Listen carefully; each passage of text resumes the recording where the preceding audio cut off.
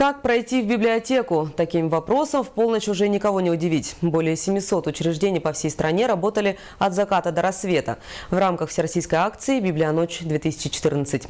Нерюнгринская городская библиотека тоже не отстала и присоединилась к акции. В читальный зал отправился и Дмитрий Горбов. Акцию придумали для популяризации чтения и поддержки интереса к литературе. Ради этого Нерюнгринская библиотека отворила свои двери в 7 вечера. На площадках прошли публичные лекции, экскурсии, выставки, творческие вечера. И наша библиотека открыла сегодня для своих читателей, для гостей, для жителей города двери. Все мероприятия, запланированные для акции, были разнообразны и каждое по-своему оригинально. В эту ночь нерюнгринцы смогли окунуться в историю народов, проживающих в Якутии, получить бесплатную юридическую консультацию и познать мир поэзии, поиграть в шашки, в шахматы и во многие другие интеллектуальные игры, а также получить творческий мастер-класс. Самые смелые смогли сделать себе татуаж. Любители музыки смогли получить удовольствие от бардовской песни. Каждому участнику представилась возможность продемонстрировать свои вокальные данные и спеть вживую при помощи караоке.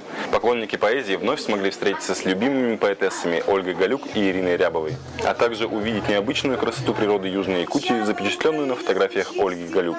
Это такая волшебная ночь. Сегодня здесь проводятся концерты, выставки. Сегодня настоящий праздник.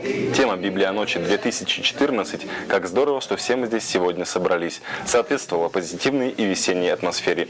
Принять участие в акции смогли не только взрослые. Специально для маленьких читателей детские библиотекари провели «Библия. Сумерки», где также прошли для юных нерюнгринцев выставки, мастер-классы и конкурсы.